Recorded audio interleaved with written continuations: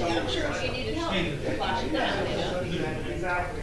Yeah, they're ready to go. No, and I'm afraid she's gonna let her herself be Sometimes, she drives everywhere. She will have to take an hour and a half away.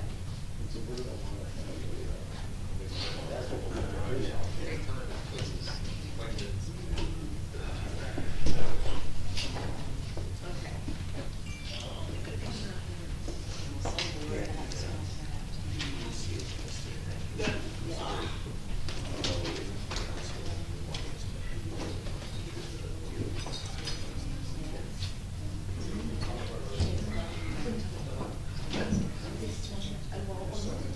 affordable housing more this year, but we still work on it, you know, it's been a work in progress.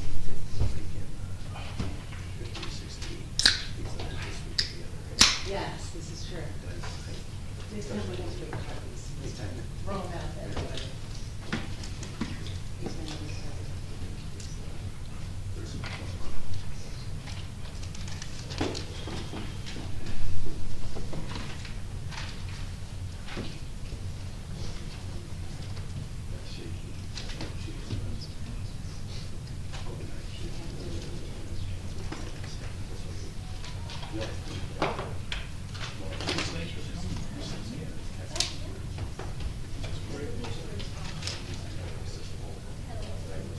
Settle down in Squanico.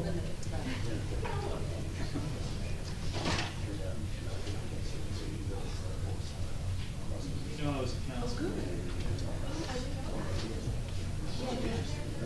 I lived there for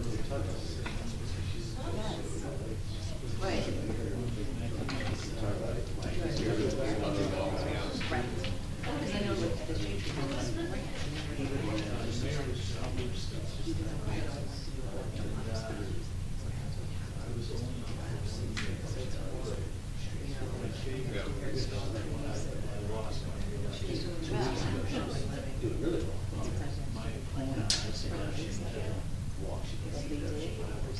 very extensive.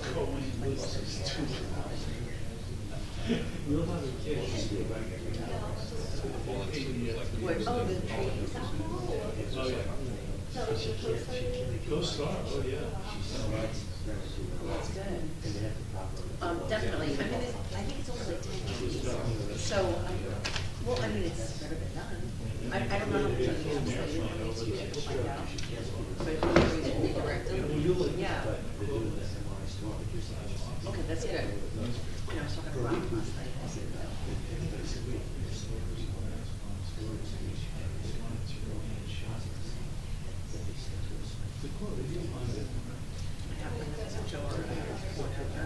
I took the. Yeah.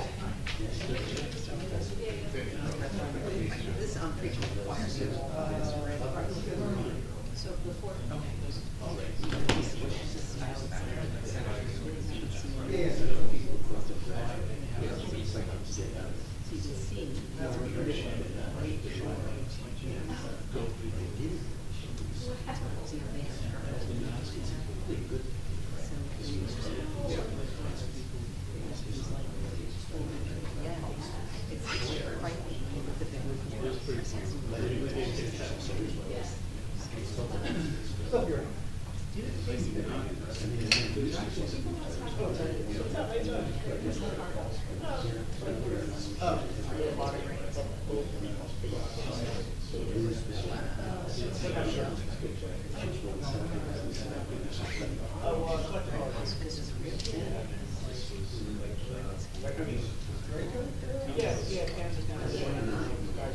There's some good letters to the editor too.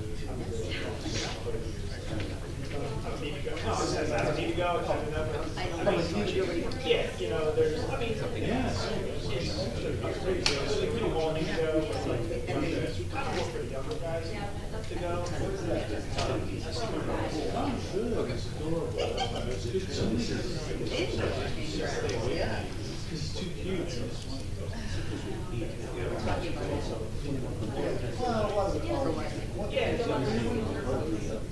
It should be this one. Don't worry about it.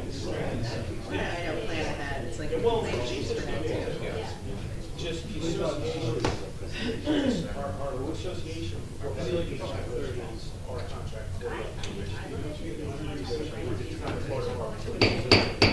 Call this meeting to order, please stand for the pledge of allegiance. I pledge allegiance to the flag of the United States of America and to the republic for which it stands, one nation, under God, indivisible, with liberty and justice for all. I wish to announce the 48-hour notice as required under the Open Public Meetings Act was emailed to the Asbury Park Press, the Post Star, and the New Coaster on December the 18th of 2025, that a copy has been placed on the bulletin board in the borough office and that a copy has been filed with the municipal clerk. Please be advised, public attendance for meetings through Zoom is not mandatory and a courtesy only. If for any reason Zoom fails or is disconnected, the in-person meeting will continue without interruption and action can and will be taken, providing that there is an in-person forum. Mr. Noble? Here. Ms. Greenblatt? Here. Mr. Carr? Here. Mr. Nowicki? Here. Mayor Gubitosi? Here. Good evening, everyone. Thank you for braving the cold, those who are here, and the cowards who are on Zoom, thank you for joining us. Okay, we are on item number 5 of the agenda, and workshops there are none. Item 6, presentations and bids. We have one presentation scheduled for this evening where we're going to hear from Asbury Fresh Market. Is Asbury Fresh Betty? Please come on up. Thank you. That was quick. Now, I have a presentation. I don't know. Just tell everyone your name. Oh, my name is Brett Morgan. I'm with Fresh Markets. And Brett, do you have a, oh, there you go. There we go.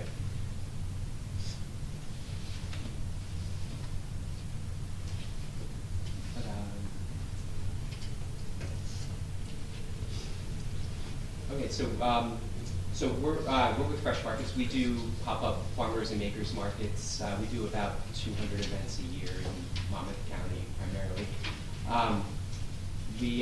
We did a market here a couple of years ago in Granite Beach, and it was really good. And we're interested in bringing it back. So we can forward the next slide.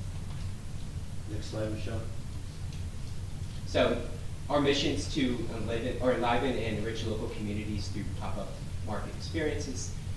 We started back in 2012, really in downtown Asbury Park, with just identified the need that there was like a group of people that lived there and really just needed like a little market.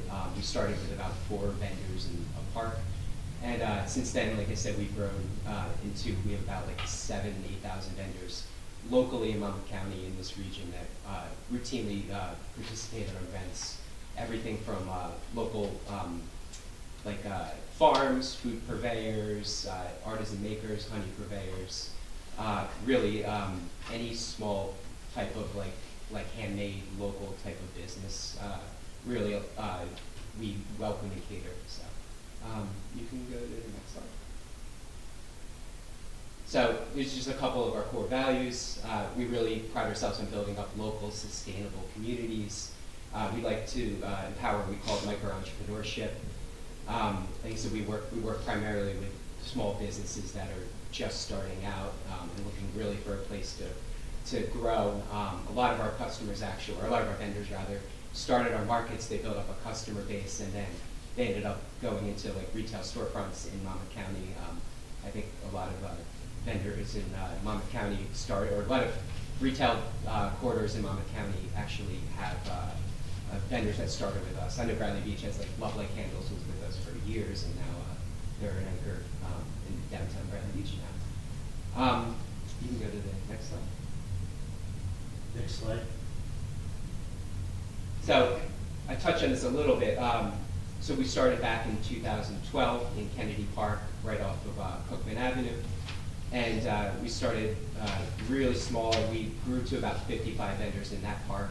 Since then, we've moved to Emory, Press Plaza on Emory Street in the downtown. So on Sundays, May through September, we operate a weekly market on Sunday mornings there.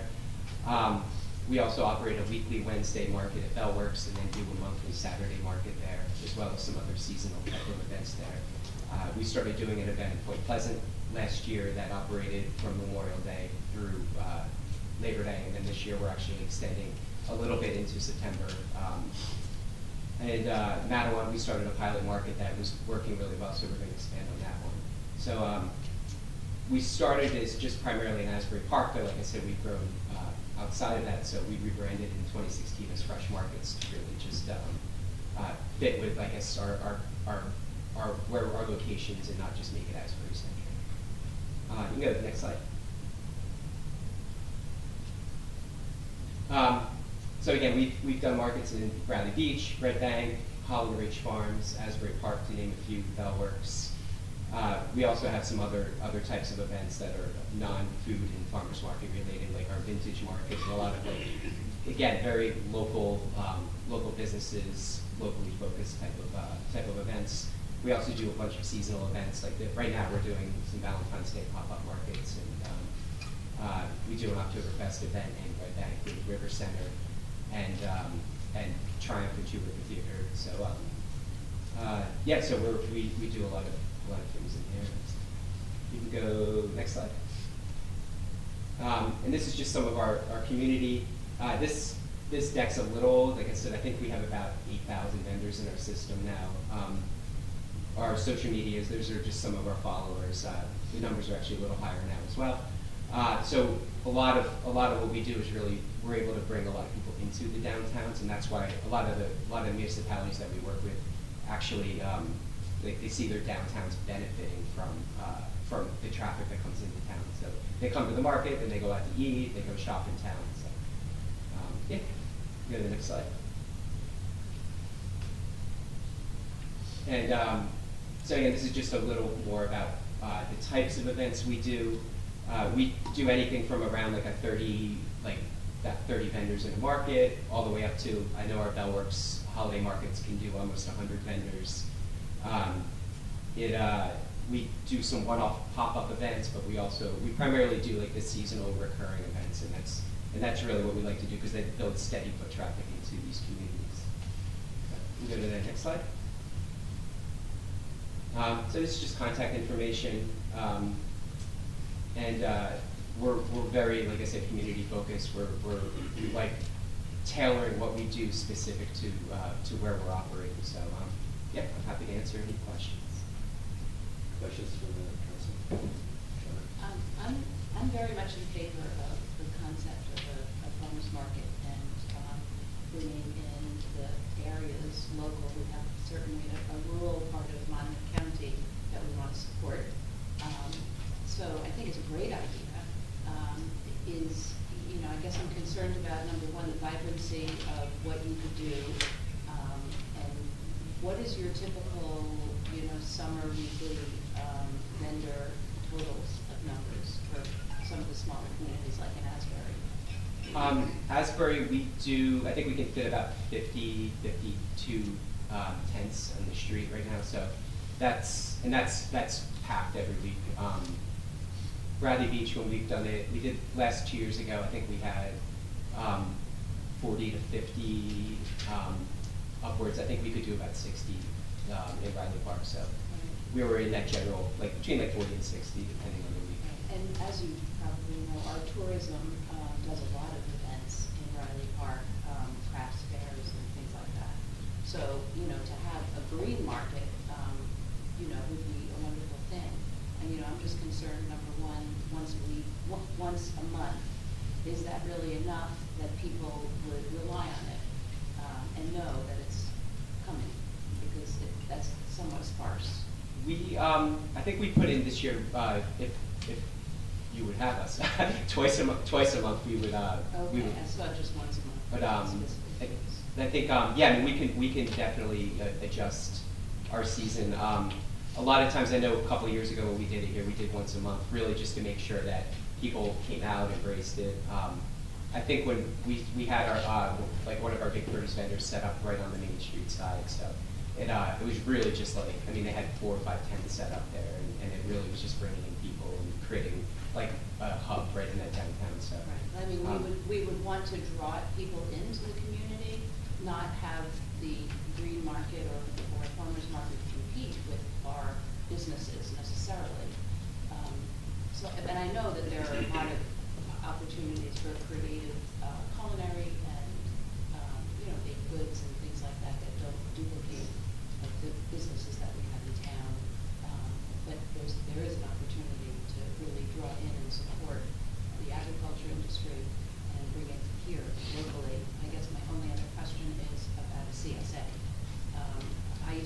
participate in a CSA and I had to go down to, there are a number of different locations, to have a market where you can also go and have a regular CSA that you come and pick up produce, you know, that's culled from the farm, is really a nice thing to do. I don't know if you do that sort of thing as well. We as the organizers don't typically get involved in that, but sometimes our farms do offer that. I know our anchor farm in Asbury Park will do something. They probably are starting to sell memberships for it right now, and they either do like the pickups, or they'll do like a credit system where you go and you have like a running account. So really, we're open to that, but a lot of that is really dependent on the farms and who's like what their. I mean, it's essentially their business. So, but I love it. So you're not bringing anything in from, that's not locally grown? It's all, our farms are Jersey. Either they're growing it themselves or they're supplementing it with like other Jersey, like if there's like a blueberries in season and a blueberry farmer is out harvesting and might not come to a market, there'll be a farm that'll basically like work out with them and bring it. There's like the big co-op, I think it's in Hightstown, that they'll purchase from and then come to the market. So. I'm gonna give a few other folks in a minute. So should you solicit the local businesses to see if they would like to participate? We have. In fact, when we were here in Bradley Beach 2 years ago, we actually let them participate. We didn't charge any vendor fees or anything. So you have the Bradley BBBC, and in fact, our president of that is here. And so they're really looking to see how they can encourage the local businesses to be more engaged. So I'd like to see a partnership with that, maybe going through the BBCA, Gary Engelstad is our president. So that would be an opportunity to help solicit those local establishments to participate. So that would be a good, thing to get that partnership to happen. And then, in the past we partnered. I know when Paula was running it, we partnered with the BBBCA. She just stepped down as a guest. But, So. I actually, I was like, I don't know if her term is up but we've definitely worked with you guys and look forward to continuing. Excellent, thank you. Other questions? I know you're looking at a Saturday, correct? And I know you said there's about 50 vendors. Where do the vendors park? So we try and push. I think the actually, Danny, where do we? Danny Crow. This is my partner, Danny. You want me to come up to the mic? Sure, please. Yeah. Everybody. So what we did when we were here 2 years ago is that we had 2 places where the vendors could drop off, and then we used in all of our messaging with our load-in information to have the vendors park off of Main Street away from the site as best as we could. Okay. And are you getting your vegetables from New Jersey? Is it Jersey Fresh? Is it Monmouth Fresh? A lot of the farms are growing directly in New Jersey. Okay, because I know a few years back you used a Hunts Point Market out of the Bronx in New York. That was that white truck, and do you still use them, or are you? I don't know Hunts Point. Do you know Hunts Point? I don't think we've worked with Hunts Point. Okay. That might not have been us. Okay. And then as far as the other vendors, is it always food-based, or is it and is it all Jersey people? It's all Jersey. It's food, we say food purveyors, and then artisan makers. We really try and make it, like, if there's like a balance, we'll try and do more food than like maker type of stuff. Especially if you're doing a one-off event, then it's a little more, you can be a little, like a Valentine's Day pop-up, like people are there to shop for jewelry and other stuff. Right. But when people are trying to build like customer base for like a farmer's market, they might go and buy something one time, but then it's not going to draw them back. So we're finding like the breads, the cheese, the produce, like those are the things that encourage like re-engagement and people coming back week after week. So. Mitch? Yeah, my concern was, of course, first and foremost for the local businesses.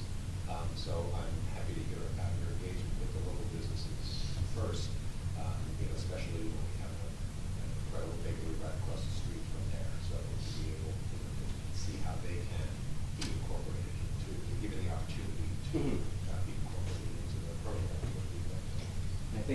she started, she was baking for one of our big bread vendors that does all our markets, and she grew out of that and started her own business in Granite Beach.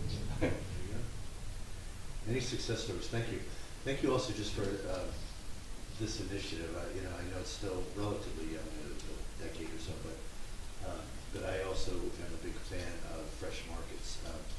I'm not going to sit here and echo what others have said, but clearly our focus is on our Main Street businesses. We definitely would want to make sure you weren't competing. We appreciate you taking the time just to share this overview with us tonight.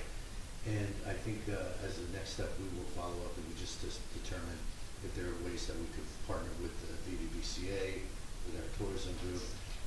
Like to make, if we could move forward, I'd like to make it, you know, in a way that you share the same objectives and goals for Granite Beach as we do, above and beyond your own business enterprise, just in making sure that we're benefiting Granite Beach, benefiting our other businesses as well as our residents. Oh, So we will follow up. okay, thank you so much. Thank you. Appreciate it. All right, thank you for that presentation. Item 7 on the agenda is the approval of the minutes, and I will make a motion that we approve January 2026 council business meeting minutes. Second. Mr. Noble? Yes. Ms. Greenblatt? Yes. Mr. Carr? Yes. Mr. Nowicki? Yes. Mayor Guptoni? Yes. Item 8 on the agenda, public comments or questions pertaining specifically to tonight's agenda. There will be a chance to ask other questions at the end of the agenda. But for now, any show of hands, anyone with questions? Yes, sir, I see. Gloria. Is he muted? He's trying. Trying to unmute himself. You. There we go. Hi. Hi, we got you. Oh, no. You're muted again. He was frozen. Oh, okay. Okay, there you go. I just have a question again about the agenda item with the special parking permits. Yes. It's February 3rd, and I think the extension is to the end of February. I'm just wondering if you might want to consider extending that until the medical form is ready, because it's not ready yet, and you have to go see your doctor and yada, yada, yada. And so just maybe consideration of that, of extending that deadline. Yes, for the record, the form is ready, but we didn't want to begin distribution of it until tonight when we hopefully adopt the ordinance. So the form will be available beginning tomorrow, assuming we adopt the ordinance tonight. And yes, we can be very flexible given the you know, off calendar year timing of this. But folks have already sent in applications. I think in general, we've been sending them back, asking them to wait to make sure we had the right information. But at this point in time, people should be able to send in as much of the application as they have. And to your point, waiting on the attestation form will not be a problem.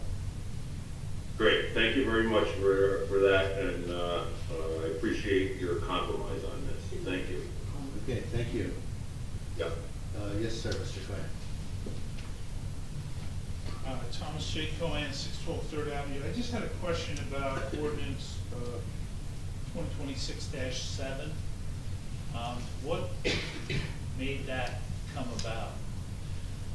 I was told you have a garbage disposal in your house. So I want to get Well, I get yelled at all the time when I go to people's houses and I say, you know, you shouldn't have a garbage disposal. And they say, see, you're just the police. And not only, and the official answer is, as you're well aware, we have an ordinance that prohibits garbage disposals. I know, we've got to get the word out. We also have an ordinance, and it happens to be this particular chapter, that lists a number of things they need a permit for, one of which is garbage disposals. So this amendment is striking the words garbage disposals. Perfect, but it is giving us an opportunity to promote the fact that due to our old sewer system, we do not allow garbage disposals, because that is the reason. That is correct. I haven't checked with Mr. Nowicki, but I believe that's the reason. Okay, that answers it. Thank you for clarifying that. And I do want to thank the council for ordinance 2026-2. bringing our code book up to municipal land use law standards with regard to that position as a designee. So I think that's important. It is in the MLUL, it was not in our ordinance. And I'm just wondering about Resolution 2026-67. Like, if this is a $6,500 payment, why wasn't this made like 2 years ago, 3 years ago? I mean, The now dollar amount is- it's an $8,000 payment because it wasn't made a couple of years ago. I'm not sure what we're talking Oh, about. 68. I'm sorry, no, I'm referring to the settlement. I mean, Yeah, Yeah, 68. 68. 68, yeah. Oh, 68, did you say I $60,000? think I said 67, but I really did mean 68. Montoya-Marino versus Borough of Valley Beach. It's an $8,000 settlement roughly? Is that Yeah, right? That's yeah. okay. A portion of it are legal fees too. I know, so it would have been like 6,500, now it's like 8,000. Why wasn't This just,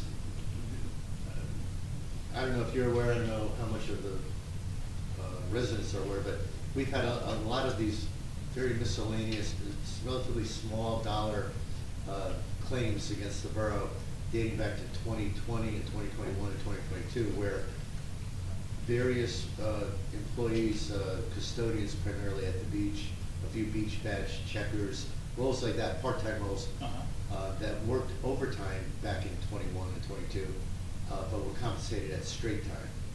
And a number of years later, obviously, these claims have surfaced, and we're handling them as they come out. And as long as we can document that, in fact, they did work overtime and they were not paid for it, we're reimbursing. Some people bring a lawsuit before they tell us, and therefore we have to include legal fees. A number of others we've settled just by them telling us that the borough. So some filed the tort claim and some didn't. Correct. But These people did. the poor treatment of the employees took place in 2020, 2021. They Wow. just, for whatever reason, the borough didn't pay the half-time, they paid straight time for, people who were 50, 60 hours, so. It wasn't widespread, but there probably, I have to go back and check, but we settled one lawsuit for 5 or 6 people, this one's 2. Oh. We probably had 5 or 6 others. So there's a bunch more than this one. This is the only one that went to filed in Superior Court and got No, adopted. the very first one, one of the first ones we settled this year was a lawsuit. There were 6 plaintiffs. Wow. Greg, it was There were 6 plaintiffs who, the payroll wasn't correct, they weren't paid their overtime, and we verified that through the records. And essentially what happened is there were 6 of them that made the claim, and then obviously they still work here, so they told their coworkers, Sure. hey, if you did, and so they've been coming through, and we're hoping that this is the last one. Okay. Is the hope, but we can't guarantee Yeah, that. but thank you, thanks for The cleaning other it thing up. too is the attorney's fees, like the wage and hour law, they're entitled to attorney's fees for a claim like this. So this isn't, not a gift or us agreeing to something, that's what the law says, if you don't get the payroll, you get the attorney's fees. Sure, but if they just came directly without an attorney, it could have been settled without the additional fees. And, and as the mayor referenced, outside of the 7 that were actual plaintiffs, there are at least 4, I think up to 6 more, who just came to administratively and we just figured out what it was, agreed on it with the employee, obtained the release, and paid them what they were owed. Correct. But, the claimants are entitled to go the route they. Sure, they have the right to file, sure. Yeah. But thank you for cleaning that up, Mayor, and clarifying it. Appreciate it. Thank you, Mr. Drummond. Seeing no other hands raised, we'll close public comment and move on to item 9 on the agenda, ordinance introductions. Now, these are introductions, so for these items, the public will not get an opportunity to comment. When we get to adoptions, the public will have an opportunity to comment. So we will just identify to the public the nature of these 3 ordinance introductions, briefly comment on them for public benefit, and then move on to adoptions. So first introduction is bond ordinance 2026-06. And this is a bond ordinance in the amount of $450,000 earmarked for repairs on the beachfront, in particular a number of our stairs and ramps are badly eroded, and corroded and, broken.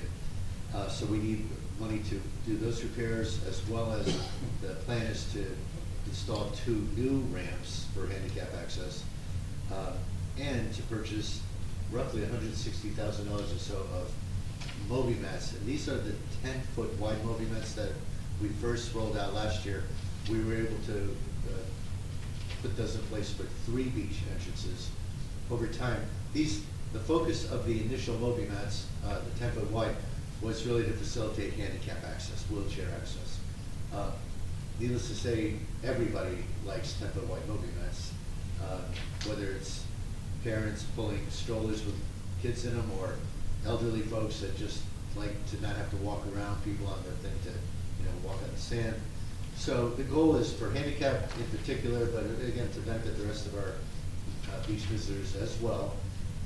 Our long-term plan is to have these 10-foot wide mats on all beaches. We have roughly 12 beach entrances. We have 3 of them covered today. We're hoping to get, depending on whether this passes, 2 or 3 more beach entrances equipped with these Moby mats for this coming year. And if this goes well and according to plan, you should see us roll out 3 more beach entrances every year going forward. So between the ramps and the Moby mats, we're looking to bond $450,000. Any comments or questions from the council?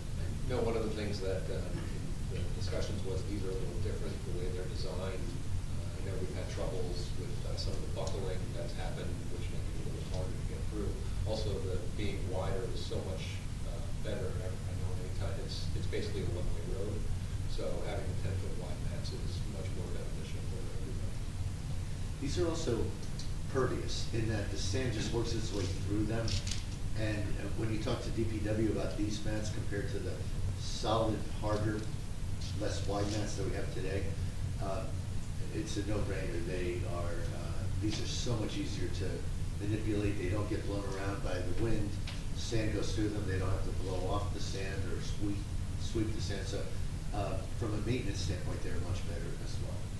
I imagine they're a lot lighter weight. Well, they're a lot bigger, but yes, Right. they're per square inch. yes. Right, yeah. And then as far as the old ones, I guess we can auction them or something, or? I think we'll get, I'm told 5 cents on the dollar, so no, it's not a Yeah. huge savings. Although, the interesting thing that I've learned about the old mats, the ones that we've been using for years, a lot of towns actually don't use them for pedestrian walkways.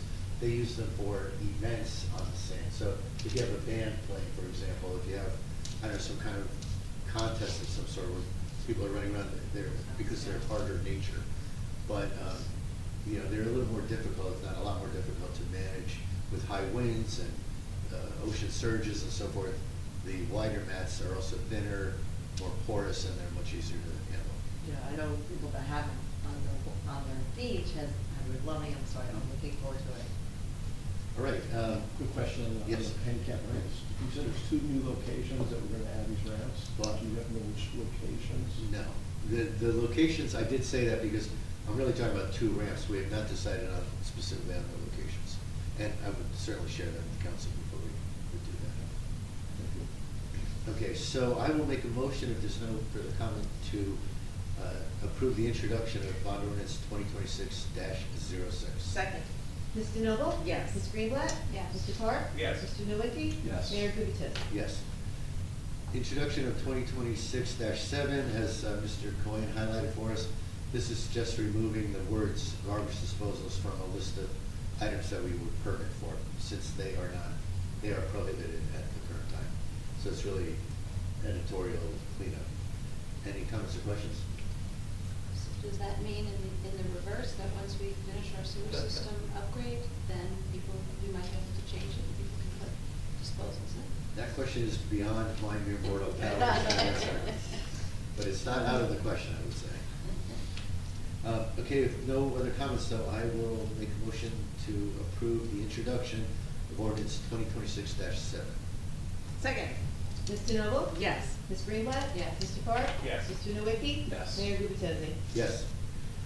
Ordinance 2026-8, I'm going to ask Councilwoman Greenblatt to do us the honors of briefly overviewing the Arts Council. Sure. So the Arts Council was reinvigorated last year, and last year we identified for the ordinance 7 members and 2 alternates. And the Arts Council at this point would like to have a larger group of people, a larger group of volunteers who are invested in the council as membership, since there is kind of a wide array of arts opportunities for the council. So they're looking to go from what was seven members plus 2 alternates to 13 full members. They don't want to distinguish between alternates and full members. They want everyone to be equal and invested. So that's really what the change is. And then there will be some enhancement to the mission statement, which is going to be forthcoming. Do you have any questions or comments about this introduction? Okay, seeing no other questions, I'll make a motion that we approve for introduction 2026-8. Second. Mr. Noble? Yes. Ms. Greenblatt? Yes. Mr. Carr? Yes. Mr. Nowicki? Yes. Mayor Gubitosi? Yes. Okay, the next set of ordinances are for adoption, and I will open each of these separately to the public for comment. Let's begin with ordinance 2026-2. I'll make a motion to open that to the public comment. Second. Mr. Noble? Yes. Ms. Greenblatt? Yes. Mr. Carr? Yes. Mr. Nowicki? Yes. Mayor Gubitosi? Yes. Okay, public comment on 2026-2, which is basically the mayor being allowed to name a designee to represent at the land use board. Okay, seeing no hands raised, I will make a motion to close public comment and adopt ordinance 2026-2. Second. Mr. Noble? Yes. Ms. Greenblatt? Yes. Mr. Carr? Yes. Mr. Nowicki? Yes. Mayor Gubitosi? Yes. Ordinance 2026-3 focuses on the changes in the bylaws and our ordinance that the Environmental Commission has requested. Largely, this is recommendations made by the mayor, but I should say appointments made by the mayor based upon recommendations by the Environmental Commission and so forth. Again, a lot of this is administrative, and the commission has made these requests that are legal. So I will make a motion that we open it to the public. Second. Mr. Noble? Yes. Ms. Greenblatt? Yes. Mr. Carr? Yes. Mr. Nowicki? Yes. Mayor Gubitosi? Yes. Public comments or questions? Okay, seeing no comments or questions or hands raised, I will make a motion to close public comment and adopt 2026-3. Second. Mr. Noble? Yes. Ms. Greenblatt? Yes. Mr. Carr? Yes. Mr. Nowicki? Yes. Mayor Gubitosi? Yes. Item, ordinance 2026-4 is basically third-party payroll disbursement. This is an administrative nuance that we had not provided for previously, and our QPA made us aware that this is in fact a legal requirement by the state. I will open it up for public comments or questions. Mr. Noble? Yes. Thank you. You're welcome. Ms. Greenblatt? Yes. Mr. Carr? Yes. Mr. Nowicki? Yes. Mayor Gubitosi? Yes. You bought it more time, Jane, so people have time to come. Questions? Mr. Cohen? Just a little puzzled about this. We haven't had a third-party payroll company. No, it's more about, I think it's about the processing the taxes, yeah, the payroll, it's processing. the payroll taxes. Payroll tax has to be done with a third party. You can't do it yourself, but we've been doing it. I think, yeah, obviously, the details elude me, but it's something we've been doing properly. We're not at risk of fines or Okay. default or anything. However, we don't have an ordinance that tells us to do it. So now we do. Yeah, it was actually one of the recommendations based on the audit. Yeah. And so we're taking care of one of the Perfect, recommendations. we can just check that one off. That's right. Thank you very much. One down. Any other comments or questions? Okay, seeing no further comments or questions, I will make a motion to close public comment and approve ordinance 2026-4. Second. Mr. Noble? Yes. Ms. Greenblatt? Yes. Mr. Carp? Yes. Mr. Nowicki? Yes. Mayor Gubatosi? Yes. Next, ordinance 2026-5. This is the ordinance amending our Chapter 9 of traffic, specifically pertaining to the special parking permits. I make a motion that we open it up for public comment. Second. Mr. Noble? Yes. Ms. Greenblatt? Yes. Mr. Carp? Yes. Mr. Nowicki? Yes. Mayor Gubatosi? Yes. Are there any comments or questions from the public? I know that one gentleman. Yeah, Gloria's good. Made his comment. He said yay. Okay, seeing no additional comments or questions, I will make a motion to close the public session and approve 2026-5. Second. Mr. Noble? I'd like to thank Gloria's husband, and I'd like to vote yes. Ms. Greenblatt? Yes. Mr. Nowicki, Mr. Nowicki? Yes. Mr. Carp? Yes. Mayor Gubatosi? Yes. Okay, we've got through our ordinances in record time. Item 10 on the agenda is communications, and we have 2 items to communicate. One are Sylvan Lake Commission appointments. I will read the names quickly. The Sylvan Lake Commission members needed a month to get all this fully organized, so we did not make these appointments at our reorg meeting. However, tonight I can announce that the new chair of the Sylvan Lake Commission will be Greg Matthews from Avon, the vice chair Dennis Luba, secretary Mary Lou Farmer, treasurer Ann Pullity, and additional member Kathleen Martin, and alternate Sharon Luba. So I am making these appointments retroactive, I guess, to January 1 or whatever. They're already functioning in these roles. We're just making it official. The second item of communication is our own Kathy Lippett. We are adding a title to her long length of responsibilities, and she's now officially will be recognized as a deputy tax collector. And that concludes the communications. I will move to item 11 on the agenda, which are resolutions. We have a number of consent agenda resolutions, and I'm going to say this now about the consent agenda and also about our individual resolutions without creating a quorum, but the council members have had opportunities to discuss and ask questions of me or of the BA and so forth on all of these items, basically. But I always want to make sure that in front of our public, we have one more opportunity to test any remaining questions. So my first question to the council, for our consent agenda resolutions, are there any ones that you want to vote out separately? That's good. Okay, with that said, then I will make a motion that we approve consent agenda resolutions 2026-55 through 2026-62. Second. Thank you. Mr. Noble? Yes. Ms. Greenblatt? Yes. Mr. Carp? Yes. Mr. Nowicki? Yes. Mayor Gubatosi? Yes. We move to individual resolutions. Same comment, we've all had the opportunity to chat with one another, so a lack of questions doesn't mean they haven't been asked already. That said, 2026-63, authorizing the transfer of appropriations in the fiscal year 2025 budget. This is closing out a year-end adjustment from last year. Any comments or questions? Okay, in that case, I will make a motion that we adopt, we approve resolution 2026-63. Second. Mr. Noble? Yes. Ms. Greenblatt? Yes. Mr. Carp? Yes. Mr. Nowicki? Yes. Mayor Gubatosi? Yes. Item 2026-64, authorizing and providing the issuance and sale of a $10 million, $63,600 bond anticipation notes for the Borough of Bradley Beach, County of New Jersey. We left out the word beach there. County of New Jersey, of Monmouth County, New Jersey. And this basically is just bans our annual notes. And the borrowing that we did last year, we have to kind of reborrow that same money. They're interest-only loans, very standard for the course, very low interest rates.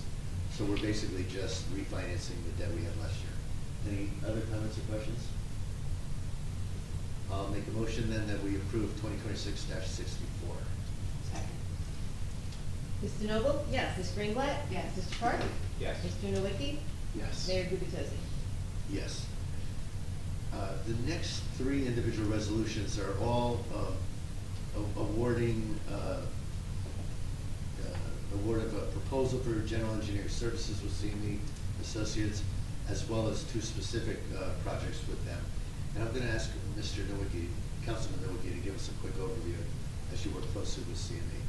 So, the first one, -65, is your general engineering services. This is basically for on-call services that will allow the borough, for any situation that was to arise, that we could take care of it, ASAP versus having it, for, a small effort, and be able to get them mobilized to address that. So basically it gives a small amount of money, I think it's $30,000, to be able to have that flexibility over the course of the year, as our general engineer.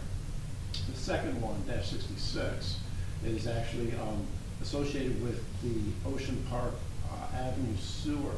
We recently received a grant from the DOT for the resurfacing of Ocean Park. Back in September, we had approved CME to begin the design of those first two blocks from Madison to Ocean Avenue. Because of all the problems we're having, like the backups and the collapsing of the sewer.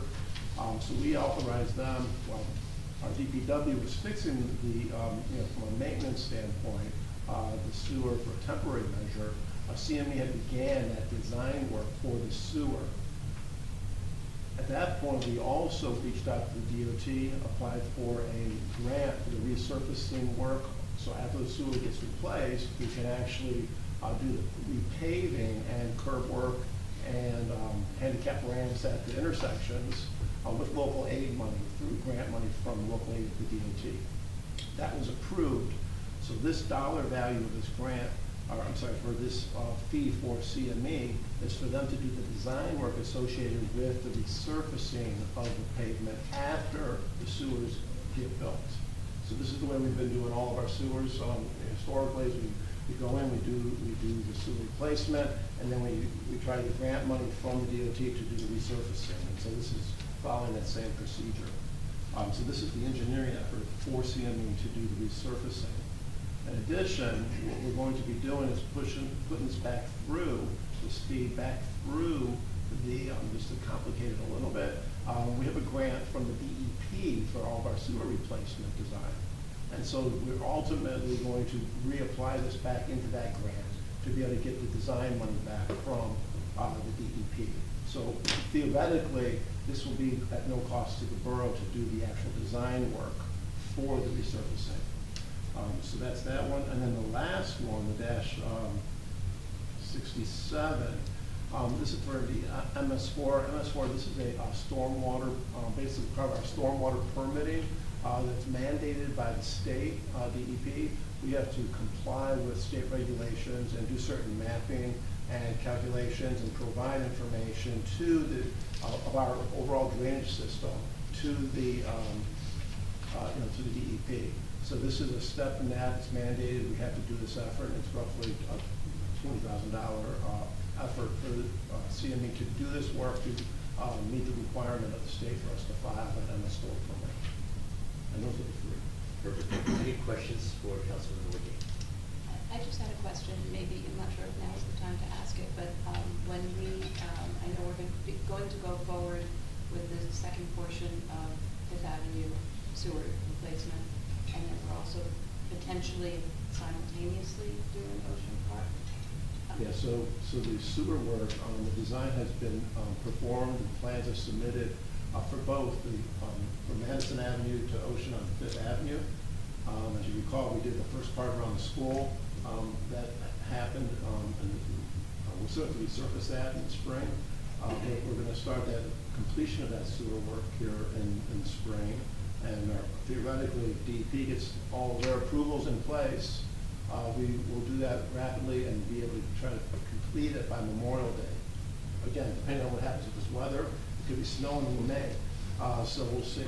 But that's the goal. And then similarly, the replacement work that I just referenced on Ocean Park that CME has already done, those plans were also submitted to DEP.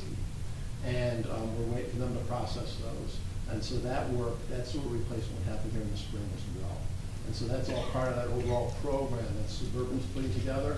But because CME had started that work already as our general engineer, that work is being pushed back through the Water Infrastructure Bank and through Suburban's contract, so that that grant will pay for that work. And so that's the process that we're following. Any other questions? Yeah, no, I guess Does that confuse you further?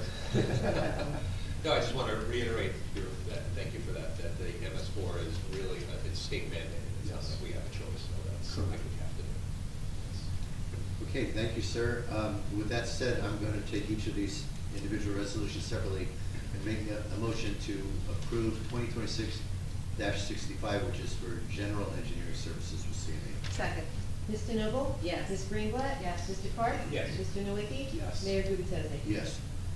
I'll make a motion to approve 2026-66, award of professional engineering services with CME for sanitary sewer improvements to Ocean Park Avenue. Mr. Noble? Yes. Ms. Greenblatt? Yes. Mr. Park? Yes. Mr. Nowicki? Yes. Mayor Gubatosi? Yes. 2026-67, I'll make a motion that we approve the award of professional engineering services with CME for MS4 permanent watershed inventory report. Second.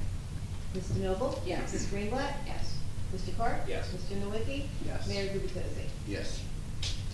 Item 2026-68, we briefly discussed this when Mr. Cohen asked his question, but this is in regard to settling approximately $8,000 of claims against the borough for overtime not paid. Any comments or questions by the council? Do we think this is the last one?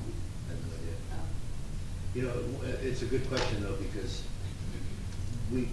it's just to be a colossal waste of time to try to determine, you know, you have to go to these individual payroll records for every month over a couple of years for every individual. And so we kind of wait, and if somebody tells us we owe them, then we go and we look for that one person, and we set up a little spreadsheet and we calculate did they get paid overtime or not. And we just can't do that for everybody who works. So We don't have any other waiting in the wings that we are aware of. not that we're aware of. Not at this point. I think that's the key thing. We don't know of any Yeah. outstanding. And we have done that for categories of employees, like the people, like, once we realized we had a problem with a particular category of employees, then we looked at those. But to do it for everyone for 5 years is, we're trying to balance. Good. So if no other questions, I'll make a motion that we approve 2026-68, authorizing the settlement of pending litigation. Second. Mr. Noble? Yes. Ms. Greenblatt? Yes. Mr. Park? Yes. Mr. Nowicki? Yes. Mayor Gubatosi? Yes. I do want to take 1 minute to go back. We've already approved item, as part of our consent agenda, resolution 2026-61. That's the approval of the Bradley Beach Business Community Alliance to conduct their various community events in 2026. But our former mayor and our current president of the BBBCA joined us tonight. And Gary, I just want to ask, did you want to make any comments or? No, thank you for supporting them. Got some, the one I'm most excited about that we added this year is it's our first night event, which will be on December 31st. We're working with Amy on that, and it'll be fun. And the other one is the tour to Bradley. I'm talking to Chief, see if we can maybe do a figure 8 through town, make that a little bit longer. Do that again before the summer kicks in. But in all of these events, as I tried to make the point last night, they're fun but with a purpose. So we do something, but it also has a collateral benefit to businesses on Main Street, et cetera. So thank you for your support. Well, thank you. And as Councilman Nowicki mentioned earlier, not only have you served many years as a councilman and mayor in Bradley, but thank you for taking on this new role. Obviously you got big shoes to fill with Paula stepping aside, but I don't think she could have picked a better replacement. Well, there's a saying, be careful what you ask for, and I have a new one, be careful what you don't ask for. So, all right, we will move on. We are at item 12 on the agenda, which are announcements. There are none. Item 13 on the agenda, which everyone anxiously awaits every meeting, the business administrator report.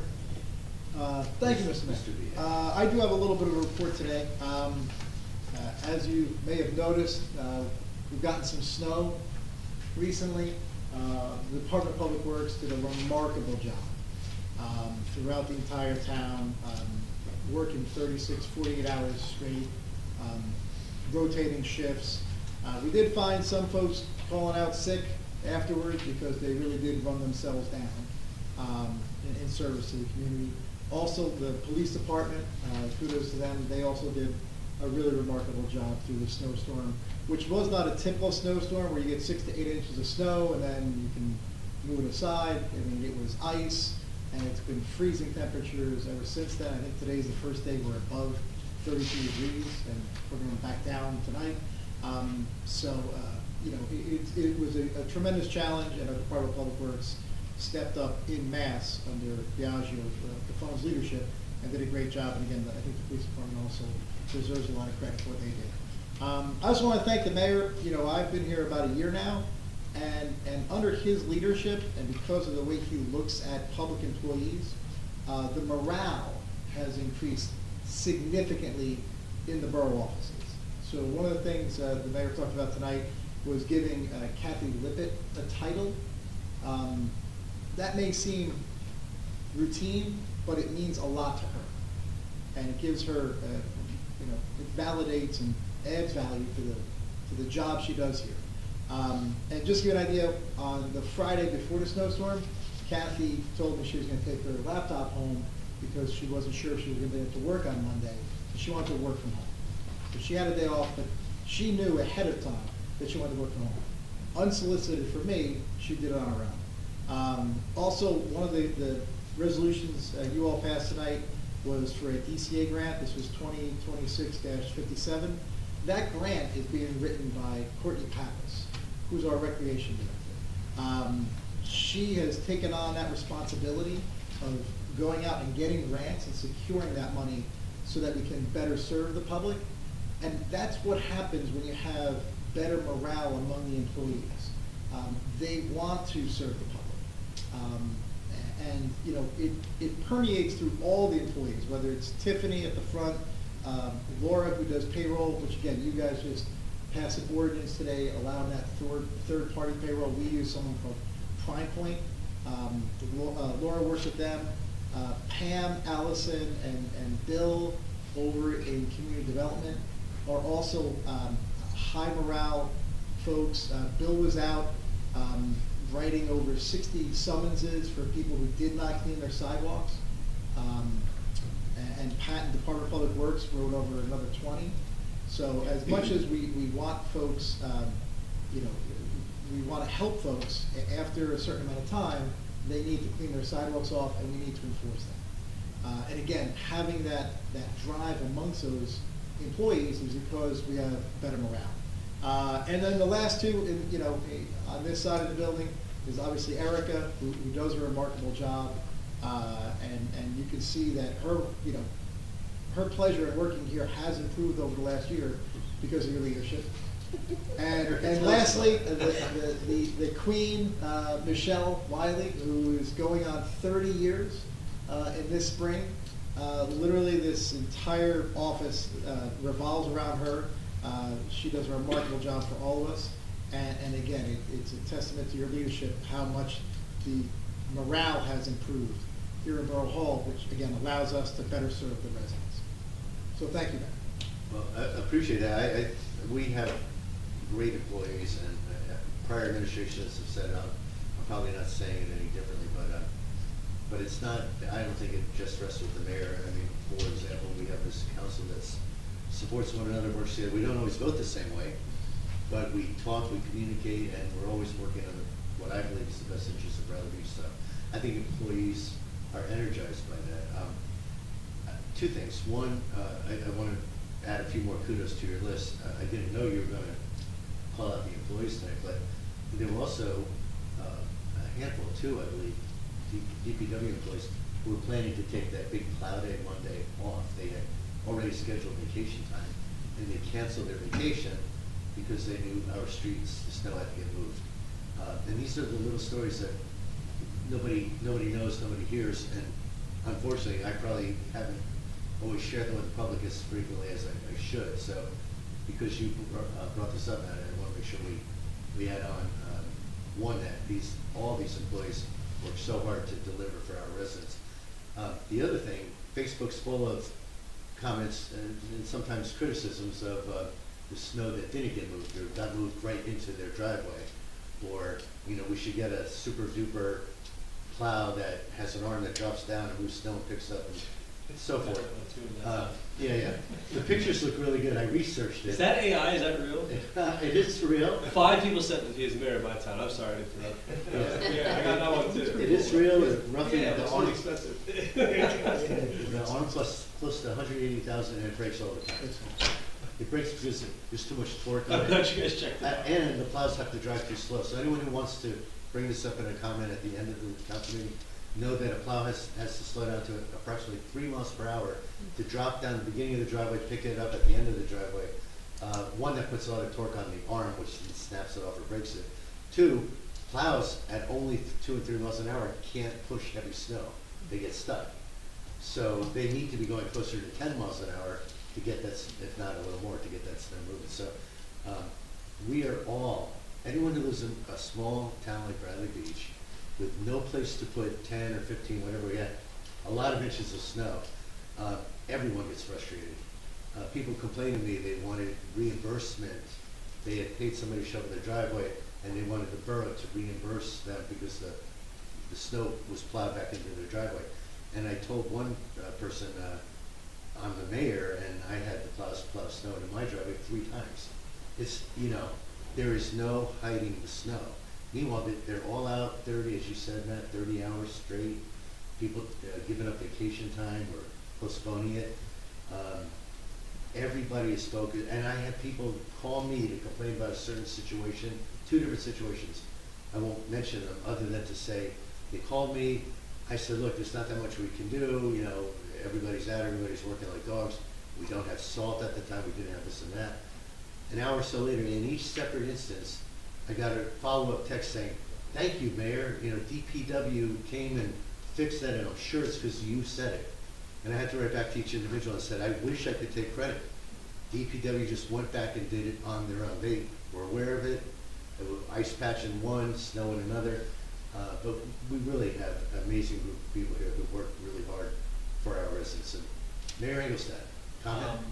On behalf of our business members, I know this is not, it's more apples and oranges, but I was recently in Asbury and they had closed Cookman Avenue to just do a massive cleanup through the sidewalks and the streets. I know it's a town road versus our state road here on Main Street, but I think about Tom Arnaud last night bragging about all the things the county can do for you. I know it's a state road, but anything we can do to get those mounds between the sidewalks and the street on Main Street. I mean, I know it's a responsibility of business owners themselves, but some of those things are just. I mean, maybe that leads us to a related comment and question, and Terry got here just in time. Sorry, I wanted there real quick. No, but Kevin Brenner, I was going to comment about the police. We're complimenting all of our employees. We saved this compliment until you return. Sorry. But the police also were out ticketing. I've read on Facebook. There are individuals that have lived in town for many years, and their voice on Facebook is, this town never issues summonses. This town never does any monitoring. And our police, including our police chief, I think he's the only Monmouth County police chief who is out issuing tickets in the snow. But our police issued roughly in this past weekend 200 parking tickets, summonses. Our code enforcement issued roughly 100 summonses for sidewalks. I don't have the exact numbers, but I got updates in the course of the days, and between the 2 groups, we probably had 300 different summonses issued for that 2-day period. And we were actively looking to tow cars, had complaints of, either have complaints that we towed somebody's car, or we had complaints that we're not towing the car from the neighbors who want the car towed. It's a fine rope that we walk here, but I think, again, our employees all pitch in, especially in tight times like that. Snow. And if I could continue my report, although before I continue my report, I just want to tell you, as you need to be a better politician. When someone thanks you for something you didn't do, just take the credit. So you're welcome. Also, Amy Baker, formerly Amy Hall, she's our tourism director, and today starts the Jazz Festival. It's a whole week of it, but I can tell you that it's all sold out. And, last year when she did it, they didn't charge. This year they did, and even charging, it's all sold out. So it's a testament to the hard work that she's putting in as well. And as you mentioned, Mayor, the employees do love when the council come by. So they don't know Councilman Carp yet as well, but for the rest of you, the more interaction we can have, the better they learn about you, the more vested they feel in this entire government. So thank you for taking the time and coming by and just stopping in and saying hi and checking in how either Tiffany's doing or Laura's doing, Kathy, Erica, and the rest of the team. So thank you. Oh, and one more thing. I'm going to be out of here I'm leaving February 11th to February 17th. I'm going to go get myself married. So I'm going to be in a place where it's 85 degrees and sunny. That's spring training, right? So I apologize if I'm not going to be very responsive during that period. Enjoy. Congratulations Thank you. on the upcoming nuptials. I'm a lucky man. Yes. Yeah, she still has a little time to All right. Thank you, Mr. B.A. And with that said, we will move from item 13A to 13B on the agenda. Mayor and council reports, and I'd like to start tonight with Council President J.K. Yay! Thank you, Mayor. So the Board of Ed had a meeting, and Dr. Heidelberg would like me to highlight one of the approvals that the Bradley Beach Board of Ed has now a partnership with the Fulfill Backpack Program. They connected with Fulfill, and based on their conversations with the Bradley Food Pantry, to help address food security needs in our community. Through this partnership, students and families will receive packages filled with nutritious, easy to prepare food items to support them during times when school meals are not available, such as weekends or school breaks. Fulfill works with schools and community organizations across Monmouth and Ocean counties to help distribute these resources throughout the school year. So we thank them for that. On to the Shade Tree. Their meeting is actually tomorrow, but I wanted to thank Matt Doherty, our business administrator, and Michelle, our deputy clerk, for taking the time to meet with our new chairperson of the Shade Tree. Her name is Noelle Weinberg. It was so helpful, and she's going to be a wonderful chairperson. She now is familiar with the policies and procedures, and it'll make the transition a lot smoother for her. And with tourism, as you mentioned, this is the Jazz Festival week. Tonight, Marel Hidalgo is playing at the Elbow Room. Tomorrow we have String Bean at Uva. Thursday is Swing Dance with the Vintage Vibe at Darcy's. And then Friday and Saturday night we'll be at the elementary school. It's a lot of fun. And Amy Baker wanted me to thank the sponsors, who are Darcy's, Posh, Monmouth County Tourism, New Jersey American Water, Couture Realty, Seawall Architecture, BBBCA, Vingopal Civic Association, and JPAC Community Engagement, Elbow Room, Brown & Brown, Hatch 44, and The Coaster. So I will be there Friday night for sure, and hopefully I'll get to catch some of these other fun activities this week. And just on a side note, I did meet with the Southern Monmouth elected women along with Councilwoman Maureen Blatt on last week, Thursday, January 29th. And we get together and we talk about different things in different towns. We share ideas, and sometimes we commiserate a little bit too. Of course, not us anymore, because everything's just so dandy. But we do want to welcome Neptune City. We now have 12 towns that get together, and 25 women are in this Southern Monmouth elected women, and it is just so beneficial to talk to them and get ideas and share practices and policies as well with them. And I want to say welcome to Neptune City, Rachel, Kimberly, and Pamela. And thank you very much. That completes my report. Thank you. Turn to Councilwoman Greenwell. Thank you. Let's see, I have two short reports and one lengthy report. So I'll start with the short reports. The Fletcher Lake Commission has not met since our last meeting. Their next commission meeting is scheduled for February 12th at 6 p.m. here in this council chamber. The Arts Council has not met since our last meeting. They did just submit to the borough their 2025 annual report. I just want to confirm that with RBA Doherty. You received that? Yes. Great. I think the financial component is still on its way. And the next meeting scheduled for the Arts Council is Monday, February 9th at 10:30 a.m. in the Biasi Center. The public is welcome to attend. The Rec Committee has not met since our last meeting. Senior Club's next meeting is Wednesday, February 25th, noon to 3 at the Biasi Center. Mahjong Open Play runs every Friday, 1 to 3 p.m., also at the Biasi Center. Senior Game Time Tuesdays runs the first and third Tuesday of each month. Bring your own game and join in with friends at the Biasi Center. And the following recurring events take place at the Neptune City Community Center and part of our shared service agreement. The Glitter and Glue Crew, geared for ages 2 to 3, meets every Tuesday and Thursday morning, 11:30 to 12:15. Ballroom Dancing for Intermediate Dancers meets every Wednesday at 5:45 p.m. There is a $12 per person fee at the door. Open Indoor Pickleball runs Saturdays at 10 a.m. Senior Strength Training runs every Monday morning, 10 a.m. to 10:45 a.m. Step Aerobics, all levels welcome, Mondays and Thursdays, 6:30 to 7:30 p.m.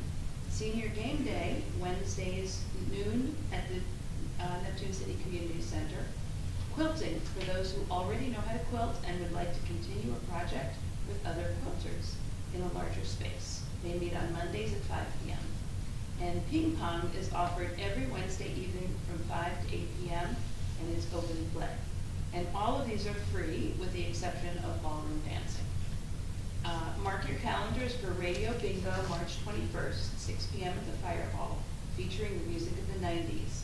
Tickets are on sale now. You can purchase tickets from anyone on the Ladies Auxiliary or email Courtney Pappas. Construction continues at the rec site with the completion of paver work. The playground and all new surfaces are complete. Court striping planned for the end of winter. There's still limited public access to the facility, and a grand reopening will take place in early spring. The Rec Committee's next meeting will be Monday, February 9th, 6:30 p.m. at the Neptune City Community Center. That's also open to the public. And that's my report. Thank you, Councilwoman. We'll turn to Councilman Sharp. All right, thank you, Mayor.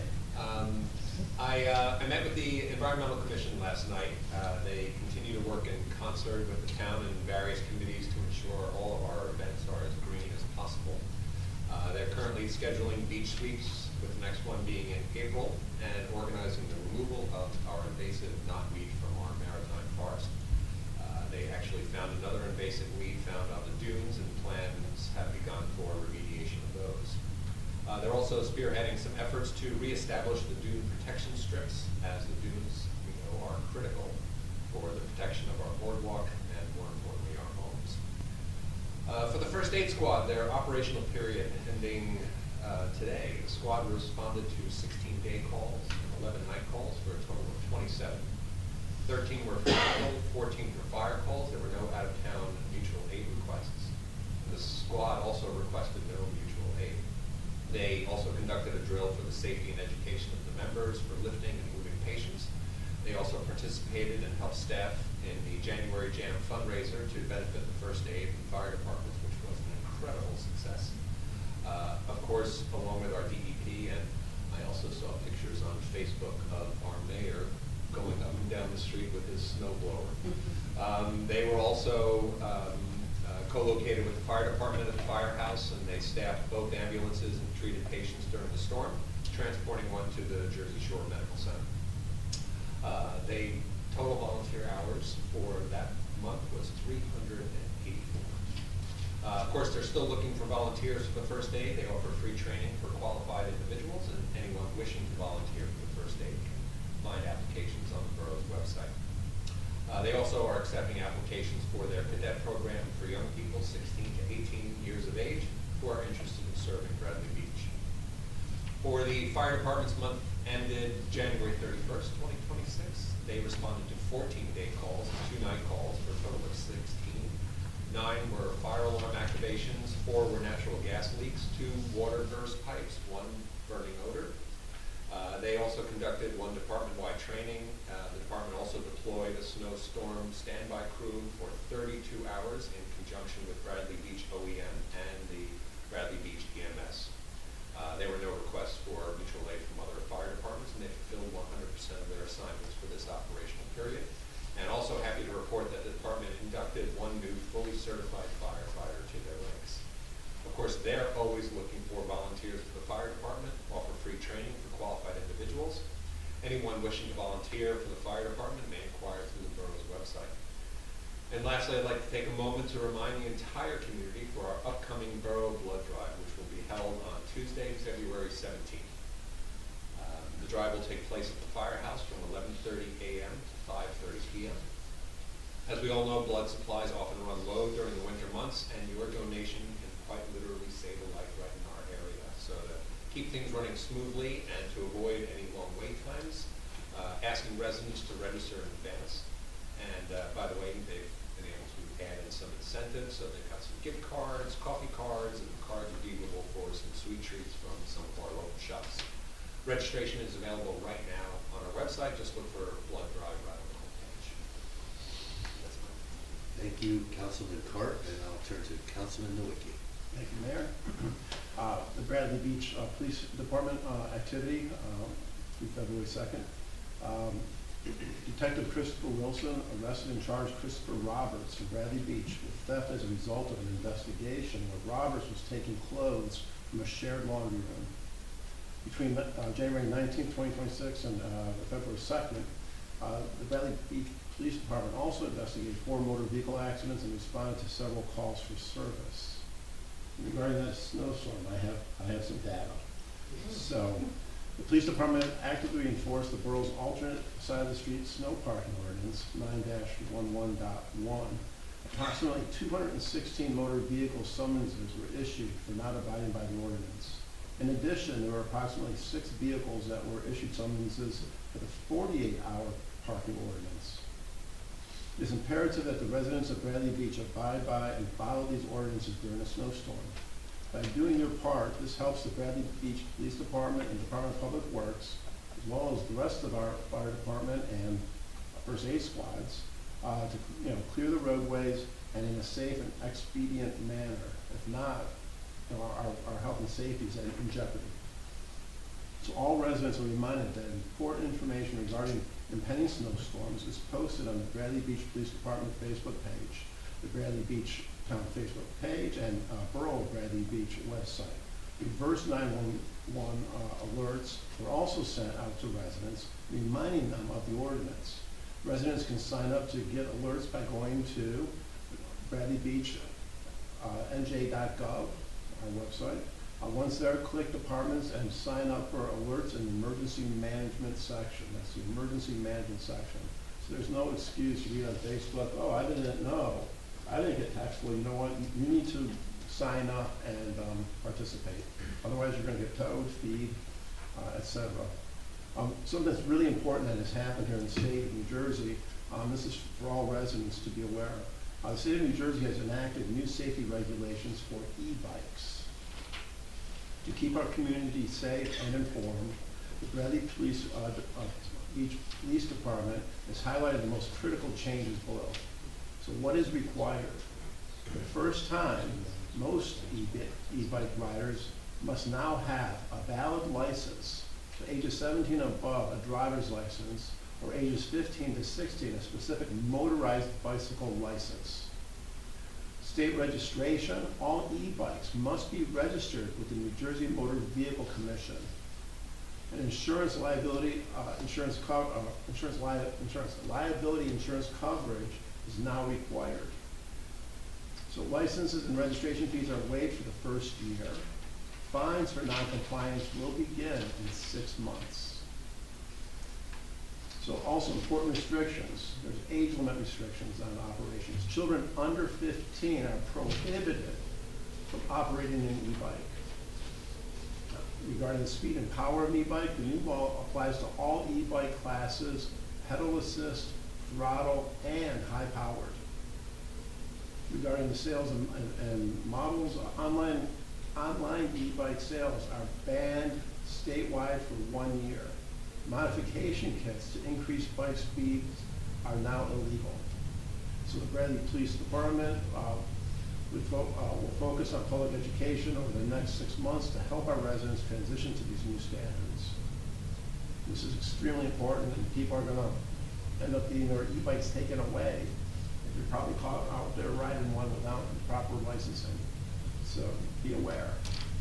Also like to report on Sylvan Lake Commission. We identified the individuals, thank you, Mayor, on the appointments. There's ongoing work at the lake. The ocean outfall pipe construction is still ongoing, but it's slowed down because of the severe weather we've been having.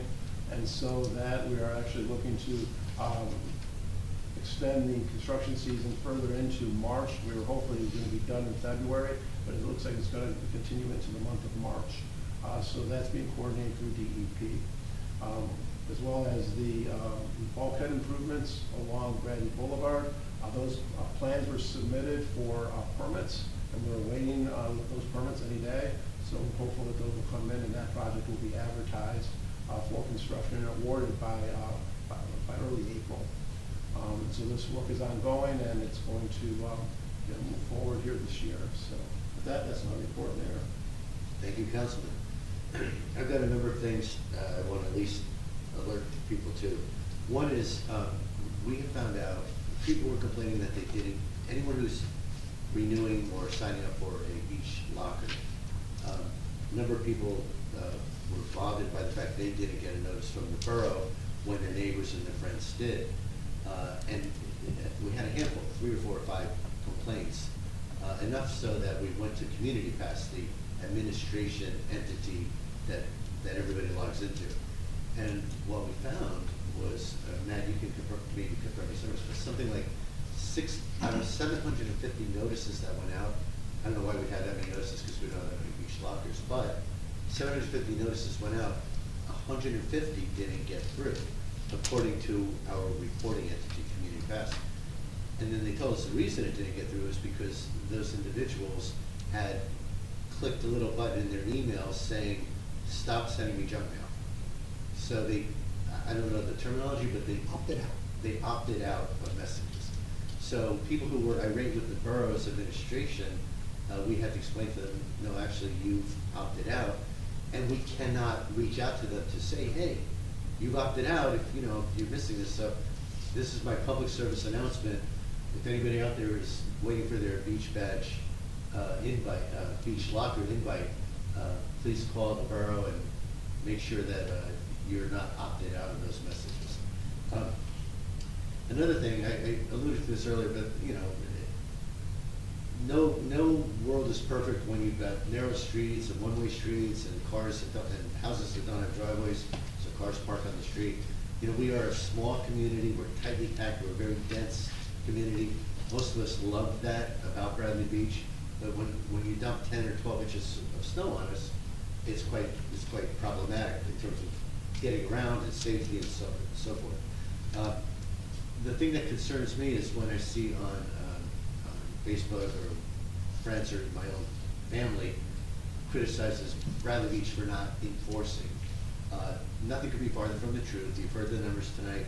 We 100% are enforcing, but beyond that, I just want to let people know, on February 17th, we will officially have, it's all drafted, but we didn't have it in time for tonight, but we are, at my urging, going to be voting on increasing fines for snow-related traffic violations. Parking fines will go up dramatically off the side of the street. Parking fines, clearing of sidewalks or lack thereof will go up dramatically. And this is all just part of a plan to just keep driving enforcement to the best of our ability. So people who say, oh, Bradley doesn't enforce, we enforce. We just have some people who are incorrigible and will not move their cars. So those people will be fined and ultimately towed. There are a number of ordinances that are in introductions that are in the works. I just want to give people a heads up. One is our gift policy. This may seem inconsequential to some, this was devastating to others, that, you know, as I was closing out my first year as mayor at the end of this past year,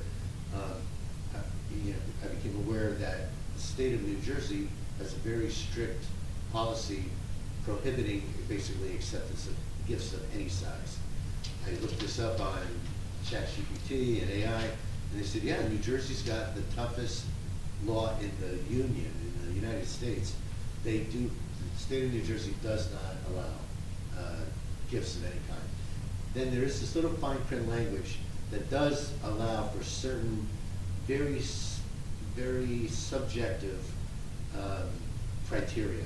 I don't like subjective, because how do I ask our employees to abide by these criteria when the criteria say you can accept an insignificant gift? They don't define insignificant. One person told me it was $25. One person told me it was $400.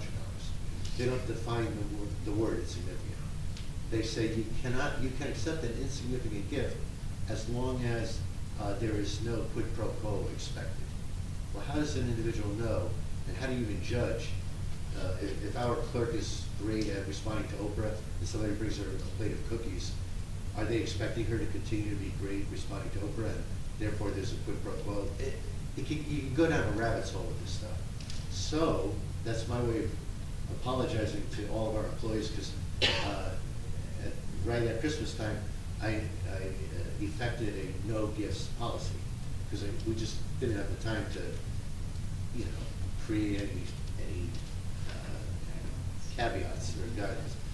However, now in our next meeting, we will have guidelines that will allow our employees to receive small items, $25 limit it will stipulate, food items, not gift cards, not cash. But anyway, you will see a policy forthcoming, and all of the employees that have occasionally gotten a couple of cookies or whatever, they'll be eternally grateful if you reconsider them, because I think some people were actually turned away with their trays of cookies, and that was unfortunate, and that was my fault. I want to get to what I think is an important thing. I don't have a lot of detail on this. Well, two things. One is, everyone's aware of the state health plan. Our employees are enrolled in that, 40 some odd employees, and their premiums went up 37% this year. And with that 37% increase, that brought our 1.1 million expenditure to about 1.5 million, an increase of $400,000 in cost. And to put that in perspective, that's about 5% of your tax rate. So if you were at a 3% rate, you'd go to 8% to cover that extra cost. You may hear more about this, but we are going to participate in a thing called the difference card, which effectively lets the borough self-insure some of the medical claims that normally would be funded by the medical plan. We believe that the borough financially is probably going to break even on this. We should not lose money. We may make a little savings. On the other hand, these 40 or so employees should save a dramatic amount of money. It's probably a one-time fix. It probably won't work a year from now. I'll spare you the details, but know that we're doing everything in our power to do the best we can to mitigate the impact not only on the borough and our residents, but also on our employees, because the level of these healthcare costs is astronomical.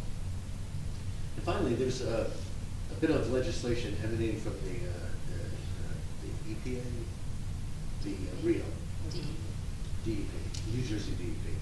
I know very little about this. I've just been Googling it. I was called to a meeting of mayors, Southern Monmouth County mayors, so Avon, Belmar, and South, Spring Lake and others. And they basically began to educate me more about this thing called REAL, R-E-A-L. And basically, in a high-level summary from a layperson, the DEP is saying, hey, in the year 2100, sea levels are going to rise, water tables are going to rise. We have to use projections for 74 years from now to impact current zoning. And basically, the way it impacts current zoning is largely setting criteria that, depending on where you are in these projected flood zones for the year 2100, people may have to, you know, if you're demolishing 50% of your house, so many times in Bradley, someone buys a house, levels it, builds a brand new house. If you do that, you're going to be measured against new floodplains that are 74 years in the making.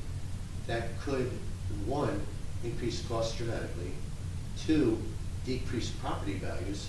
Try selling that house to somebody else when they now find out they're in a floodplain that may exist 74 years from now. And it may even impact people's ability to get insurance, because the insurance companies are gonna look at, are you in a floodplain? Well, yes, you're gonna be mad, not anyone in this room, but I Googled this, I ChatGPT this, and I was told that over 60% of the properties of Bradley Beach will be adversely impacted by this. So the reason I'm telling you this now as early as I can, I just found out about it, sharing some information with my council members, talking to other municipalities. If you want to go online and look at Cape May County, 16 municipalities there have already filed resolutions. We will have a resolution at our next council meeting opposing this legislation, requesting that more research be required, and that we, there's another statistic I read that there's maybe a 17% probability of these projections being accurate. And yet we would adjust our zoning laws today. So you can tell I'm quite biased against this, and I know very little. But the more I learn, the more anxious I become on behalf of our residents. So we, as a council, are looking into this. I urge all of you as individual residents to look into it. Again, I don't even know what the acronym stands for. REAL, REAL, DEP legislation.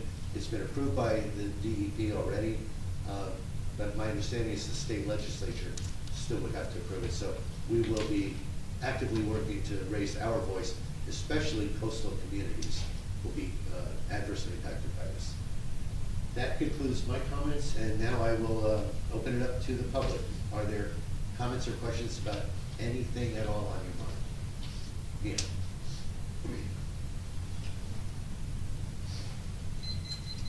Hello, me and Natasha Farwell McCabe. Speaking as a Arts Council member, thank you for increasing our volume of people. And I'm just curious, I believe we are revamping our website. Just was wondering if there's an update on that. Just anxious to get a nice landing page for the Arts Council to share events and flyers, upcoming events, that sort of thing. Yeah, I'll give a general update. Amy Baker is in fact updating our website. She's already shared with myself and the business administrator graphic enhancements to just make it look better and organize it in a certain way. But we're looking at boxes that would scroll this way or open that way or whatever. We're not yet looking at content, so it's early stages. That is, as I recall, a next phase. Amy's going to start to bring content ideas to us, and we'll share with the council, just to make sure, we're all more or less aligned. When we get to a point where we can share with the public, we will, long before anything is finalized. With that will come more discussion about how we integrate all of the different commissions and committees, including the Arts Council. Mitch Karp over here to my right is the guru in the world of websites, among other things. Mitch, you seem to be a guru in many areas. But Mitch has volunteered to work with Amy. Amy and Mitch have had lunch here. Do you want to comment on what you Yeah, no, I know she's, there was some monies that were put aside, that were allocated for the person to do some revamping to the site. There's a whole list of goals that Amy wanted to achieve with our site, between UI, user experience, being able to have the different committees. So yesterday when I was meeting with the Environmental Commission, we talked about how do we get the minutes for the Environmental Commission up on the website. So to make that process easier. Also the searching ability, which really doesn't exist on our site right now. There's no search bar. So all of the things that she wants to accomplish are very well outlined. So that's kind of the next step. So the consultant has kind of taken the first step, really attacking the homepage where everybody lands, which is one of the most important things. And then we take some subsequent steps once we've And the other quick comment, and I'll let you continue, but the other quick comment is our alternative, we're looking at brand new websites because we were all dissatisfied, the council, many of our residents with the current website. And Amy said, give her a chance to revamp this thing, and roughly we'd spend $4,000 instead of closer to $20,000. And it's early, but so far I'm very impressed by the preliminary graphic work she's done working with the current website owner. But did you have a follow-up? No, not really. I was just wondering if that was something moving forward. The Arts Council is also wanting to, be transparent and post our meeting minutes and agendas and that sort of thing on a page, and just have a page that people can go to find out information about the Arts Council. Well, other committees and commissions post their minutes now, so I'm sure it won't be optimal, but I'm sure we can find a space relatively immediately to accommodate you today, to post minutes and things like that. You may have to click 3 times to get to it. I mean, I can't commit to a wonderful user experience. Excuse me, but please let, just if you would just drop me and Matt Doherty a note, if you can get it before he heads out to the tropics. He can get to Amy. If not, I'll get to her. But one way or the other, we'll get you. So, and then we have newer members who just want to update the information that's on the webpage. We can just send it to Michelle, to Erica. We send it to Amy. Amy. Okay. Amy. Yeah, Okay. any changes on the Okay. site currently, she'll handle. Okay, great. And Mia, only because I've been through this with Amy already, she has standard operating procedures that she's looking for, single point contacts. Would you be her single point contact for the Arts Committee? She doesn't want 5 different people on the Arts Committee. Right, sure. Texting Because her. our email is just monitored pretty much by myself and Jim. So, As long as one of you wears that Yeah. hat, Yep. that's, I would say that to every organization. So she'll get, conflicting guidance from 2 Right. people from any given commission. Okay, I have the communications are all on the Arts Council. So. Perfect. Okay, thank you. Okay, thank you. I'm also assuming that the new members, the appointments, that'll go to you after we approve the ordinance, the changes. Yeah. Right, just not until the next meeting. So they change the form of government, I can still do those appointments. Any other comments or questions? A couple of them. Yes, sir, Mr. West. Hi, Bob West, 518 Newark Avenue. All right, in regards to the snow, as a resident of Newark Avenue, I got something to say. Now, first, I'll preface this by saying I have nothing but the highest admiration and appreciation of DPW. It is a tremendous storm. Newark Avenue is tight and tiny, and residents are stupid. Now, I will say that on the 500 to 600 block, by 9:30, it was almost, I would say, 99% compliant. Maybe one car was not moved. If you go there today, parts of this Newark Avenue, 500 block, would be relatively almost impassable. There's still a tremendous amount of snow.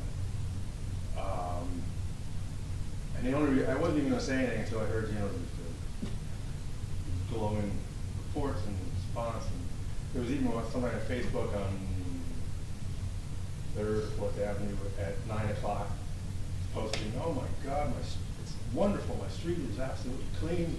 It's great. It's come." And at that point on Newark Avenue, we had probably 1 or 2 initial passes of a small cloud. Not till late in the afternoon did we get a major pass by. And again, can't change the size of the street, can't change the residents' behavior. But like I said, we were pretty much compliant. The cars were off the south side of our street, which was supposed to be gone. They were clean, but we did not get visited by a lot of the cloud. In fact, it was so bad at 2 times. First, the little Ranger plow, he got stuck on one corner because there was so much snow. Then the next size larger, the Mason dump, the Chevy pickup truck, he got stuck because of the amount of snow that was there. And there's still a lot there. I'd say that at the 600 block, And again, this is residents. If 2 cars are parked on each side of the street, you will find that most people won't even go up the street now, because it's that close. You feel you're gonna take somebody's mirror off. So, I just wanted to say, as a resident of Newark Avenue, it's, like I said, they did a great job. They did the job that they had to do for the amount of snow. And it was a big storm, fast, hard, thick snow. Just wanted to put that out as a resident of North End resident. I think we all appreciate the comments, and I'm aware of various spots in town, Newark Avenue being one of them, where residents did call me, text me directly, and just say, what's going on, why aren't you getting Newark? There are 1 or 2 other spots like that. At the time, I reached out to Biagio Capone, our director, and he said, so this may contradict what you just said, but he said, we can't hit it until we get these cars taken care of. There were too many cars on Newark at that time. Now, they ultimately did get there, but it was a nightmare because there's so much snow, so little space. And then, to share another little bit of education that Biagio shared with me, there are people who say, well, okay, why didn't you go around that car? Well, one, it's the streets are that wide, and they've got to move snow. It's not just getting a truck around it. They've got to move a lot of snow with that, and then to somehow get around that car before they get to the next car, they're in danger of damaging the vehicles themselves. So I'm not discounting a thing you've said. There is an element of this is just a heavy duty storm that there's just nothing we can do here. I've said to everyone, and I would encourage you to do the same. If there's a specific thing we could do differently, and maybe it's sending out little bobcats and still trying to move the snow, whatever, please make recommendations. I welcome recommendations.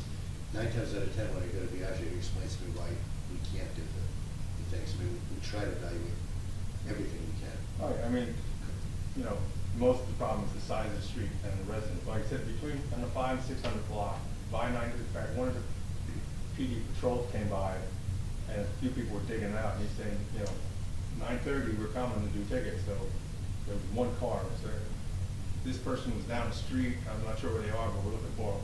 By 9:30, 600 block, we're good. I think it might have been 1 car right at the beginning of 500 block. 400, couldn't quite see. There were probably still cars down there that weren't quite moved. But we're going to keep enforcing, keep writing tickets. We're raising fines, and we're going to educate. We tried to print an example of a notice that will go in tax bills. It may not go out till it's April and it's sunny, but maybe people can put it up on their bulletin boards or something. But very specific, procedures that people are expected to follow. But as you can imagine, it's really hard to contact folks. And they're not all residents. They're at Darcy's or whatever. I think a lot of lessons were learned during this storm. I do have a question though. As residents, of course, we're responsible for the sidewalks in front of our houses. When it comes to the corners, which is who's responsible? Is it the corner, the property owner? So even all the ADA ramps, they're responsible for that as well. And they'll get fined. I won't name specific property owners, but there's one very visible one that was going to get fined because they had not, done the appropriate thing. And we were able to get in touch with them because we were like, we don't know what's going on, and they managed to quickly react and get it done. That's the other thing, I'm saying this just so everybody out there, hopefully, people figure it out if they don't hear me directly. But people want there to be these hard and fast rules. We've got an ordinance, follow the ordinance, move that snow, tow that car. And for the most part, we do enforce. In fact, I would like to say we do enforce, period. That said, there are exceptions to every rule. And there are times where, like for all of our residents, we gave them an extra 72 hours, right, for cleaning the sidewalks because the sidewalks were iced over. Now, we could have handed out, made the borough a lot of money in fines. We could have handed out another 300 tickets for sidewalks. We did not enforce because we knew people couldn't get rid of the ice. It was too cold. Of course, there are people complaining about walking their dogs and there are actually sidewalks. So there are times where I'm gonna make the wrong call on that, or DPW, the police will make the wrong call, at least in any one person's mind. But in general, we're trying to work with our rules and at the same time be flexible where we think it's appropriate. So we don't have a perfect solution. I know, like I said, and you can't change the side of the street, but like I said, that area was compliant with cars, and yet we still didn't see a lot of plows. That's all. And you were saying 500, 600 look good. Where would you say you can't get through now? What blocks? Well, now that, I guess you're allowed to park again, so now people are coming back and parking on both sides of the street. So I know today, right at the top, right at the top of 600, right where we're reaching Main Street, there were cars on both sides of the street, and You just have trouble getting through now. yeah, I mean, I went through, because that, I guess they have better depth perception. I know people who would not have driven through that, because they thought they would either lose their mirrors or take the mirrors off the car. So, That's how I feel when I'm driving in Ocean Grove every day. yeah, that's, The streets are bad. All right. just wanted to put that out there. Appreciate it. I'll mention it again to Biagio, and now as you say, when cars are back, it's even harder. Now it's even harder. Now you really have to be, super focused on a particular small area. And like I said, a Bobcat might work in some of these areas. You don't think it really could. Anyway, so that's it out there. Thank you for your comments. Thank you. Others? Yes, Mr. Cohen? Thomas J. Colan, 612 Third Avenue. Mayor, I'm so happy that you mentioned the REAL program that the DEP bureaucrats in Trenton are trying to push through. If you could please forward me whatever your resolution is, I'd like to present that to the land use board members for the same support, so we can let our Senator Gopal and Assemblywoman Peter Paul and Assemblywoman Donlin know it's time for them to do their job, to really protect us and make sure. This is just as ridiculous as the legislation that said there's going to be special zoning of 40 units an acre for religious institutions and nonprofits. I mean, we did a resolution for that one too. I mean, the things coming out of Trenton are absurd. And you bring up the best point. It's the insurance, because the insurance companies are going to have to insure you on the replacement cost based upon the new requirements, which far supersede the national requirements of FEMA. I mean, we're writing our own requirements to penalize ourselves for something that might happen 75 years from now. I mean, it's beyond absurd. So thanks for bringing it up, and we should really tell the residents of Bradley Beach, get on the phone to Mr. Gopal and Mr. Peter Paul and Ms. Donlin. Let them know. This is. I mean, I've talked to many people in Manasquan and Spring Lake who are very, very concerned about maintaining their insurance, and then in this already strict insurance environment, and then also maintaining the property values. It's simply not fair. And a lot of people don't know about it. People are out working. They don't have time to. But thank you for bringing it forward and letting the public know. And we do need to step up, because once it hits you, you're going to be screaming. We'll have a lot more information to share with the public in 2 weeks, but as I mentioned, I only came up to speed a week or so ago myself. The other mayors, you mentioned Manasquan and Spring Lake, they were both in the meeting, and they were ahead of me. They were very well versed in the problems with REAL. Enough so to scare me into doing my own research, but give it 2 more weeks, and the council working on it, and Erica has shared additional language that came from the state. Was it Erica? I think it was the county. The county. So we have more information. We'll distill it and disseminate it over the next 2 weeks. Because I attended the public hearing on this, which was done on Zoom, and for some reason, man, they didn't give me an extra 1 minute over the 5 minutes like Erica does. I mean, they cut me off right at 5 minutes. I was done. But you could see, it's bureaucrats not really listening. If the state took care of their own water, okay, like from the Garden State Parkway and Route 34 and Route 18 and Route 35 and Route 71, that water comes to us in a storm event from the west, and we have to battle the ocean. So we get it in all our tributary ponds and tidal ponds, worse than anyone else. But the state takes no responsibility. I couldn't build a warehouse or a shopping mall and not retain the water and let it out at a certain amount. They just let it go. But yet they want to dictate to us how it's supposed to work. And it's not, and that's exactly what I said at the public hearing.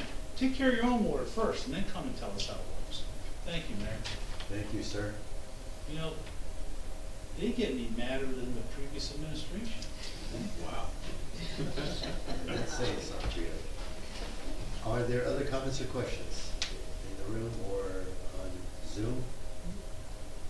Okay, seeing no other raised hands, I believe that will conclude our meeting. I'll make a motion to adjourn. Second. All in favor? Aye. Meeting adjourned.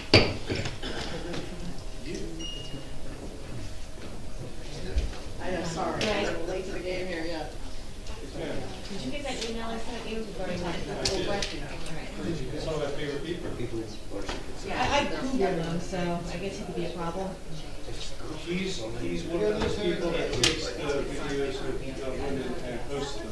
You got that, right? So that, yeah. Okay. I'm only concerned because he's ticked off about the body worn camera stuff.